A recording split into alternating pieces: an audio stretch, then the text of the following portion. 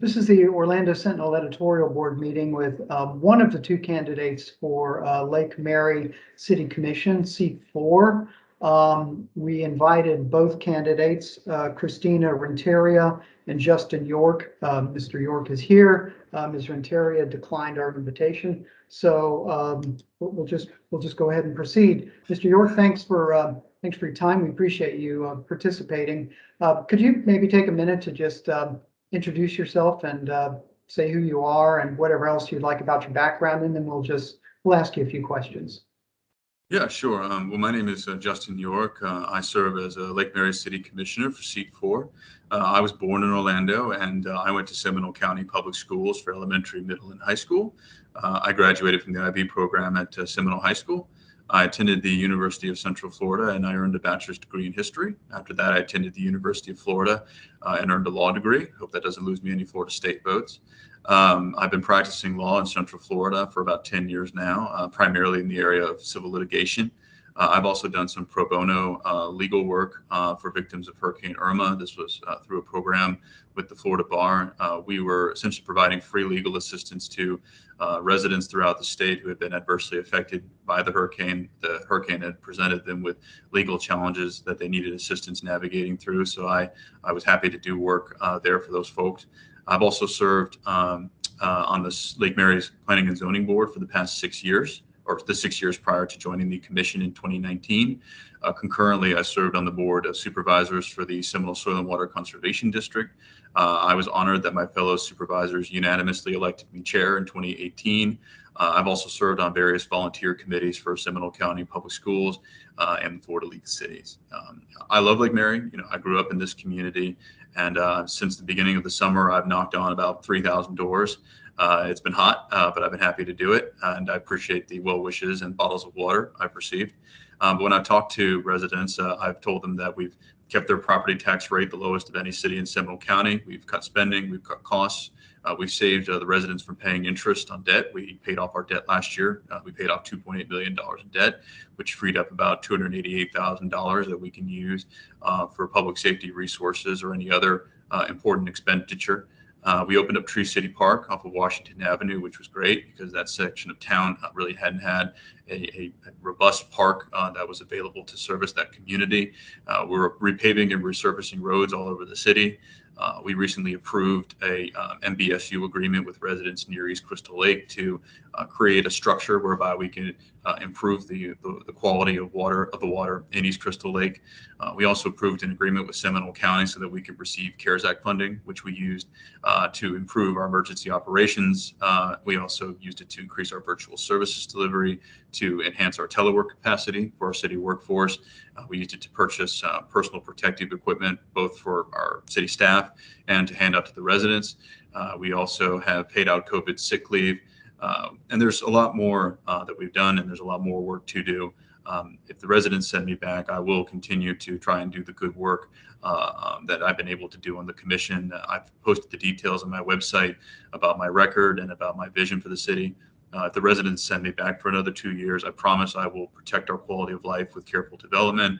I will invest in our infrastructure. I will continue to ensure public safety with robustly funded and resourced police and fire departments. I will continue to make sure that we have good roads and good infrastructure for stormwater. And I will be sure that we will redevelop our downtown smartly. I hope we get to talk about this later, but there's a revenue infusion that we expect to receive from the federal government to the tune of $8.75 million. That's from the American Rescue Plan that President Biden signed into law in March of this year. We are intending to use millions of dollars to improve our infrastructure in downtown and a couple other projects. The details about all of this are on my website, which is reelectyork.com. Again, that's reelectyork.com. And I want to close by thanking you gentlemen and the Orlando Sentinel for this opportunity. It's a very great honor, and it's exciting to be interviewed by my hometown paper. Okay, well, thank you for that. That was fairly comprehensive. I usually start off asking a question. It's a little bit awkward asking it because your opponent isn't here, but and I wish she were here to give her answer. But I wonder if you could just explain what a difference or two is from a policy standpoint between you and your opponent. Where do you all differ? Well, first off, I just want to say that even though she's not here, I respect that Ms. Renteria has stepped into the arena. It is difficult. The cost of campaigns are only going higher. It's difficult knocking on doors, particularly in this weather. So I just want to commend her for that, even though she couldn't be here. So as I make this point, I want it understood that I have a great deal of respect for her. I, her website doesn't have a lot of detailed policy information, so I don't know exactly what policy she wants to implement for the residents of the city. I do believe that we have a difference in experience. As I mentioned in my, as you said, comprehensive opening, I grew up in this community. I've served in the community on the Planning and Zoning Board, Soil and Water, and on the commission, on various committees and such. And I think experience counts. I bring that experience to bear with the decisions that I make on the dais. And I hope that I've used that experience to make good decisions for the residents that they're pleased with. And if they send me back, I will continue to use that experience to make good decisions on their behalf. Okay. I was wondering, what do you see as Lake Mary's biggest challenge? What's the biggest problem that it has that needs to be solved? Yeah, when I talk to residents, the number one thing I hear about is traffic congestion. You know, in 1990, there were about 5,000 people in Lake Mary. Now there's about 17,000 people in the city. The city is growing, just like everything else in Central Florida. When I was in high school, I walked down West Lake Mary Avenue to my bus stop at North Country Club Road. It had no street lighting, even though I was out there at 5:30 in the morning walking to the bus. It had no sidewalks, and there were dirt roads off of Lakeview Avenue adjacent to West Crystal Lake. And so now, of course, those roads are paved. We still don't have sidewalks and street lighting along West Lake Mary Avenue where I grew up. I think that's something we need to address, but we really are a growing city. There are a lot of residents who have been there for 30 years, and they say they don't recognize the community they live in. That used to be very easy to get across town, and now it can take them 30 minutes, they say, to get across Lake Mary Boulevard the wrong time of day. So I keep that in mind, and I think that's part and parcel of the quality of life issue. It's a phrase that's thrown around a lot, but I take quality of life to mean that we need to make sure that we have a city that residents enjoy living in, new residents as well as old residents. So, we're addressing traffic. We have an ongoing dialogue with FDOT to try it and reconfigure light timing, particularly at the Sunrail crossing. We have just funded infrastructure improvements along Reinhardt Road. We extended the left-hand turn into Timaquan. We also extended the we're going to extend the right-hand turn into Crystal Lake Elementary. That's the school that my 1-year-old is zoned for. We should be going there in a few years. So I want to make sure in particular that intersection is safe, because I imagine we'll be walking from our neighborhood in Manderley to the school. We also, and I've been a very persistent advocate for this, we want a slip ramp. And what I mean by that is when you get off I-4 eastbound and you make that turn onto Lake Mary Boulevard, we want to connect the right-hand turn from I-4 directly to Lake Emma Road, so that rather than having to go to the Lake Mary Boulevard, Lake Emma Light to get on Lake Emma Road, we can create a direct slip ramp that will allow drivers to get off and connect directly to Lake Emma Road. It would be near where the current Topgolf is. That is a project that I know that has been planned, but we need funding for. That's something that I would be lobbying Congresswoman Murphy, or based on the outcome of redistricting, whoever our member of Congress is. Again, that is a planned project, but we need funding for it. And at the same time, I tell residents this too. We have to balance the desire to be able to get around town easy with the unique aesthetic that we have in Lake Mary. I'm sure you gentlemen have driven around the city. You know that we have really wide, lush, and green medians, particularly on Lake Mary Boulevard and on Reinhardt Road. So, we have to be careful. We can make improvements at these intersections and along these roads, but I would be wary to recklessly expand the size of Reinhardt, for example, if we're going to lose that aesthetic that makes Lake Mary so beautiful. We don't want it to just be a river of concrete. So quality of life, one, traffic 1A. Is there any hope that Lake Mary could do something about traffic issues that doesn't involve widening roads or having new types of ramps or something? In other words, is there some kind of not car related solution Yes, that is out there? No, I agree, and I'm really glad you asked this question because I know that there's a lot of pessimism surrounding Sunrail, but I'm not in that crowd. I think we need to make Sunrail work. I mean, we've already invested millions of dollars in the infrastructure for Sunrail. That alone is not, of course, a reason to keep investing the dollars in it, but we need residents of Lake Mary to have a car option, a rail option, a bike option, and a bus option. And obviously, that's a bigger challenge than just the city. That's a challenge that has to be met by both the state, met by other local governments, by Metro Plan Orlando. I think that And when you talk about Sunrail, it's this catch-22 because residents say they would take Sunrail if it had weekend service or connected to the airport. But on the other hand, the reason that, it doesn't do that is because there's not enough riders. So, we got something has to give here, and whether it be continuing to fund it, at current levels, that may be an option. I want to create a reasonable expectation for residents that public transit generally is not profit making. We just want it to be sustainable. I don't know of any public transit that is actually profitable. But what we can hope for is that the Brightline connection, which I'm very intrigued with Sunrail near the airport, might break the logjam here. And if the Sunrail takes people to the airport, that might increase ridership. It's also worth mentioning that the pandemic has not helped the ridership problem. Since it opened in 2014, I think the revenues have plummeted even lower than they already were. But I still think, and Sunrail is incorporated into our comprehensive downtown plan. We have transit-oriented development. We have the station house apartments right next to Sunrail. We have commercial development next to Sunrail. My point is that Sunrail, to me, is still a generation-long project that I think will be a robust transportation option for residents. I myself took it from the Lake Mary Sunrail station to the Church Street station downtown when I worked at a law firm that was downtown. I loved it. It was great to, kind of read on the train. I wasn't stressed trying to, go down I-4 in traffic, and I could get off at the Lake Mary station and drive home in 5 minutes. It was a really pleasant experience. But if you don't work downtown, that's not an option for you. But I've ridden it myself. I'm not pessimistic about it. I think we just have to keep plugging away, and eventually it will be a viable option. I mentioned biking and busing. Those are again projects I think that will require a lot of interagency and intergovernmental cooperation. But I think we need more transportation options, is my point, because ultimately most of the development in Seminole County is going to be along the I-4 urban core, and we need to be able to navigate the growth that's happening around us. And part of that is going to make Sunrail a viable transportation option. I hope I didn't go too long, by the way. Mr. York, you've mentioned budgeting as one of the strong points of your platform and what you've done on the commission so far. I was wondering if you could take maybe one decision that you remember that was particularly contentious when it came to budgeting or cutting things, and sort of describe that and sort of how you dealt with it from the commission side. I can't say any specific decision was contentious. There really is a lot of cooperation and synergy of thought, amongst the commission. I think, again, I don't think this was a point of contention. I will say this was a point of deliberate consideration. We have this $8.75 million revenue infusion from the federal government. Just for context for residents, our budget that we just passed on Thursday was $37.7 million. So $8 million on top of $37.7 million, it's huge. That again, it's a once in a generation revenue infusion. So we had to make a very careful decision about what we wanted to spend the money on. And we were all in agreement that the downtown is what we wanted to spend our money on. And I guess actually I could think of one thing.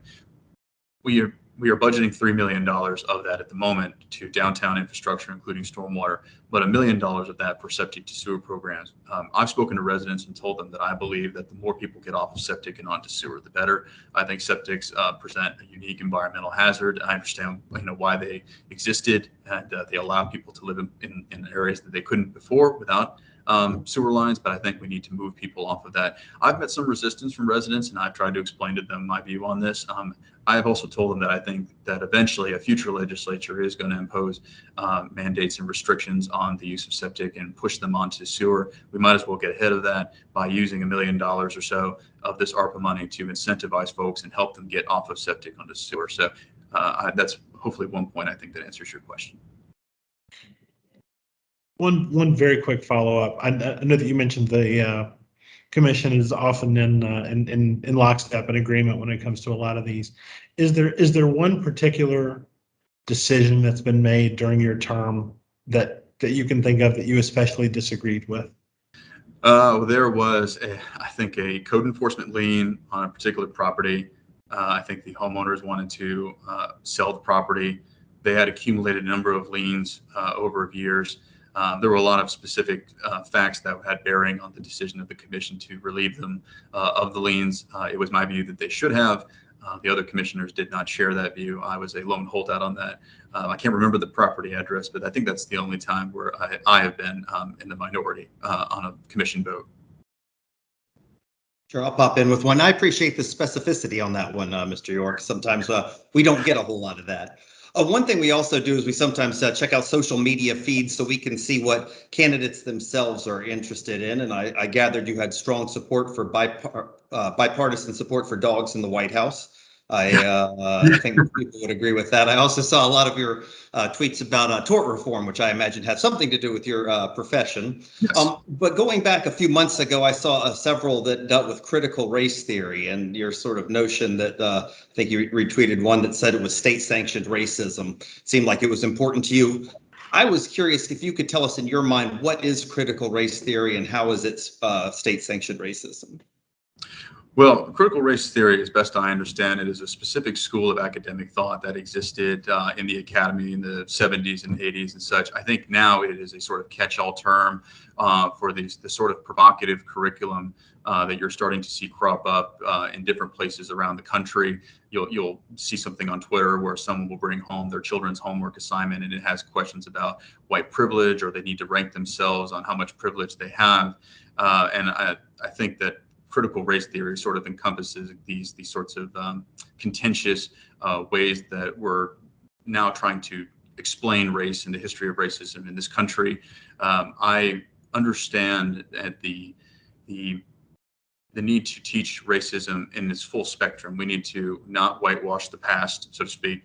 We should be teaching children about the evils of the antebellum Southern slavery. We need to teach children about the evils of Jim Crow and how far we've come since the Civil Rights Act of 1964 and the Voting Rights Act of 1965.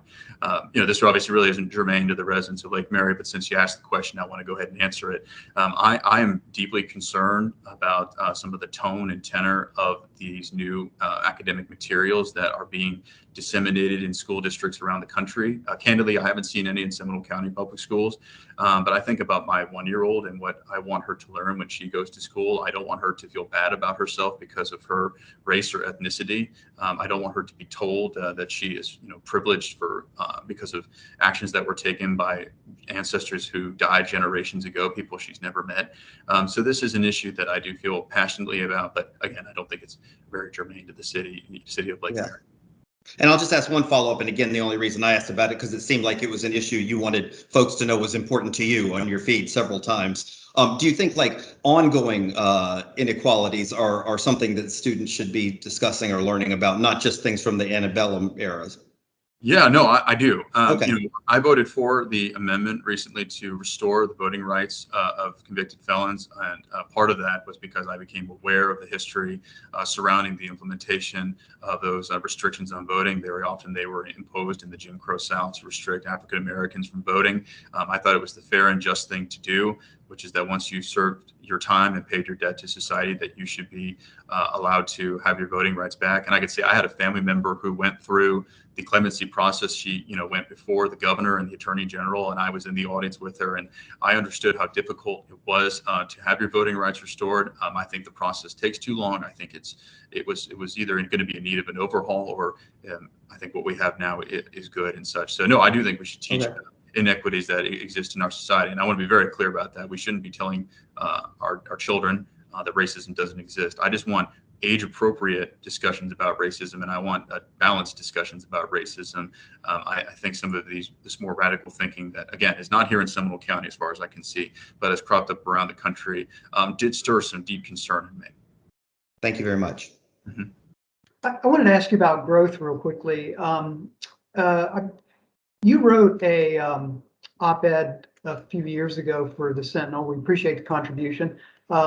It was about the time, I think, that the River Cross project was starting to be discussed. And you wrote a column about how it seemed to be suggesting there needed to be some kind of middle ground found between people who don't want to alter the rural boundary and those who do want to develop inside the rural boundary. And again, I realize, given Lake Mary's geography, this probably isn't also maybe the most germane issue, but it does speak to how you feel about growth and how it ought to proceed. So I wonder, sorry for the long windup, but I wonder if you could maybe elaborate on what you meant then by finding some kind of compromise. Did you think that Seminole County should have approved the River Cross development? Well, at the time that I wrote it, it was in 2018, and a lot has happened since 2018. The state of the rural boundary debate is very different from then. Candidly, when I was chair of Soil and Water at the time, and I was monitoring social media and the activity around this, and I thought the tenor of it was extreme. I thought there was a lot of vitriolic rhetoric surrounding it, and so my immediate instinct was to think, well, maybe there's a way that we can compromise here. I didn't want to see the collision that did ensue, where we've had extensive litigation. I understand the federal litigation is concluded and there's state litigation that is ongoing. I had thought that maybe that could be avoided at the time. Again, that did not happen. We've also had several elections since then, and I think it's reasonably inferable from those election results what the voters want. As you said, the rural boundary is miles from the city of Lake Mary, but I respect the will of the residents of Eastern Seminole County to live in a rural community and in the rural boundary. I can't really speak to River Cross specifically. I don't remember the details again because it's been several years now. I think what I take away from that at the time, for now moving forward, is that where the state of the rural boundary debate is and where development trends are in Central Florida generally, we in Lake Mary have to take into account that most of the development moving forward is going to be along the urban I-4 core, and we're going to have to plan accordingly. We're going to have to try to navigate around the growth that is going to happen around us that's not within our control, while preserving our quality of life and our small town charm within our city limits where we can have some control. I hope that answers your question.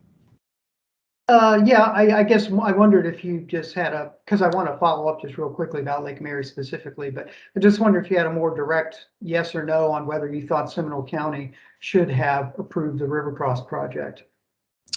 Again, I'd have to review the details. Being a lawyer, I want to be very careful here. I don't see any reason to revisit that subject. But if I was on the county commission at the time, I'm not sure how I would have voted because I would have wanted to review all of the documents accompanying it. And I think that's just the prudent thing to do. I don't want to, go out and give a yes or no. I think it's just a much more nuanced topic than that. And the same, I think, is true of the rural boundary. Okay, but as growth pertains to Lake Mary, we talked about traffic a little bit, and obviously the biggest driver of traffic is when you build subdivisions with new homes, and those people start making trips in and out of those subdivisions. So what does Lake Mary do to, if traffic is the number one concern, as you stated, what does Lake Mary do about balancing, the desire to have more homes and expand the property base with trying to control traffic issues? I'm trying to make sure I understand your question. What we did do with the Helix Apartments, which is adjacent to Orlando Health, we put in the new hospital, and it's going to have adjacent commercial. The idea by having the Helix Apartments there right up against I-4 was that hopefully there would be people that will live in the Helix Apartments that will then work in the adjacent commercial and that would work at the hospital nearby. So that way you're not just essentially having all of the people that live in those apartments then get on the road and congest the road. It would hopefully keep some of the traffic there. I think that in terms of trying to control the amount of traffic, for residents getting around town, like I mentioned before, we have road improvement projects, like I mentioned before on Reinhardt, where I've mentioned the slip ramp before on Lake Emma Road. I've mentioned the light signaling changes that we're trying to work with on DOT. I think that's what we can do to try and control the roads, to try and make it easier to get around town. I hope I answered your question. Kind of, yeah, it was probably an awkward question. I guess one thing I was wondering is how much development opportunity is left in Lake Mary? That's a good question. Is there a lot? No, and that's just it. I had a discussion with someone who works in the affordable housing industry recently because this issue came up in our discussion, and we were talking about where you could build affordable housing like Burlington Cove over in Sanford and such. And the thing is, most of Lake Mary is built out. We don't have a lot of undeveloped green space. We were talking about affordable housing, and I don't need to tell you folks, I mean, we have a demand problem, we have a supply problem. The demand side, we have huge amount of residents moving into the city. I mentioned in my editorial that you referenced earlier about the rural boundary that we have Puerto Rican residents moving here after Hurricane Maria. We have the growth of the University of Central Florida, my alma mater. We have, I think it has the largest undergraduate population of any university in the country. So that was a pre-existing growth pressure prior to the pandemic. And now that telework and remote work is more possible, we have people moving here. They're making all cash offers, and houses are disappearing off of listings, within a week. Within a day. And so that is really constricting the amount of housing available. And I think that's particularly deleterious for families who are looking for entry-level housing or for elderly residents who might be living on fixed income like Social Security or a pension if they're fortunate to have one. So that's the demand side problem. The supply side problem is that it's, we discussed before, this is, I think, part and parcel of the rural boundary discussion is, you need more inventory, you need more housing in order to meet this demand. But, we want to calibrate the inventory so that it's not just luxury housing and so that it's also entry level housing. And I'm very sensitive to that argument. And this also plays into the way that local governments liaise with development to make sure that we can have as much entry level housing as possible, but it also has to be economic for those who are building it. So this is a bit of a complicated issue. I had told this gentleman, I think there's two things that we can do within the city because we are mostly built out. One is that we can look for flexibility in our land development and zoning codes to permit homeowners who are not in a planned unit development to build mother-in-law suites or to create add-on structures. So if they have an elderly parent or if they have a college-age student who wants to live there, they can. The other is that the city is not an island within Seminole County. This issue of affordable housing to me is linked to homelessness. And I know that the Board of County Commissioners is examining ways to mitigate homelessness. So we can be a funding and resource partner to Seminole County, even if this issue of homelessness in particular affects other parts of the county more than within the city limits of Lake Mary. So I think that is, sort of my thoughts on the subject. Okay. Well, we're out of time. We appreciate very much you coming and talking to us about this. And Actually, Mike, this is a super quick one that might help our viewers. I was just curious, Mr. York, do you and your opponent have any forums scheduled where you have both appeared so far? No, not to my knowledge. Okay, so it's not just an us thing so far. The Timucuan Times, which is the HOA's newsletter, I think they took questions from us on issues that were relevant to the residents of Timucuan. But for example, I don't think PBOS has anything set up or anything like that. Okay, thank you. I would like one. Sorry. I'm open to it. Sorry to interrupt you, Mike. That's okay. Yeah, I was just closing up. Wanted to thank you a lot for talking to us and wish you and your opponent good luck.